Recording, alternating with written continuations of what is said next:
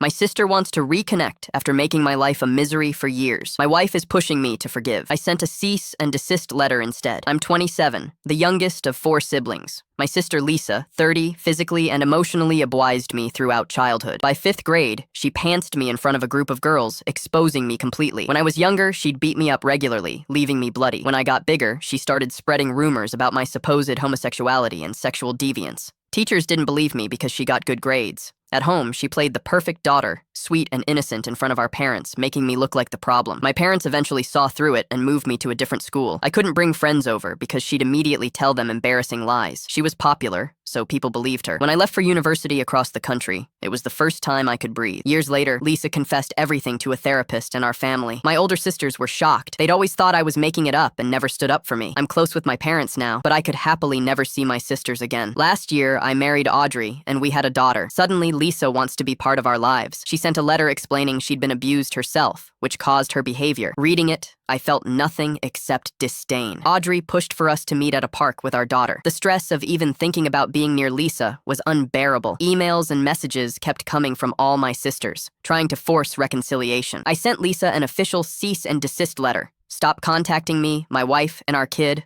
or I'll take this to court. Audrey wasn't happy. Then things exploded. I went grocery shopping. When I returned, my oldest sister was inside our house. Audrey had invited her over without telling me. I told them both to leave immediately. I was furious. We had a massive argument. I told Audrey if she ever violated my boundaries like that again, I'd seriously consider ending our marriage. Then the truth came out. Audrey had been secretly meeting my sisters for weeks. My mom had given them photos of Audrey so they could recognize her. They'd been conspiring behind my back. But here's what changed everything. While we fought, I learned what Lisa had recently done. She'd made false accusations about my middle sister's husband, then front-kicked my youngest nephew while he was watching TV. Just a normal, loud kid, and Lisa decided to kick him. My sister's husband didn't let it slide. My mom called the police. Lisa was taken for psychological evaluation and spent time in a psychiatric facility. She was diagnosed with serious mental health issues and is now banned from contacting any of us. The idea that Audrey knew Lisa had kicked my nephew and still pushed for reconciliation, I made it crystal clear. Lisa is off the table forever. She's dangerous and unpredictable. My child will never be near her. I eventually agreed to meet my other sisters, not Lisa, at a pub. They apologized for not believing me, for never standing up for me. I asked the question that haunted me for years. Why didn't you believe me? The answer was simple. Lisa was so convincing in her lies that I always ended up blamed. Their apologies didn't magically fix everything, but there was a weight lifted. People finally knew I wasn't crazy or a liar. As for Lisa, she's banned from family gatherings, lives alone in therapy, and will never meet my daughter. I set my boundaries, and I'm keeping them. Some bridges deserve to stay burned.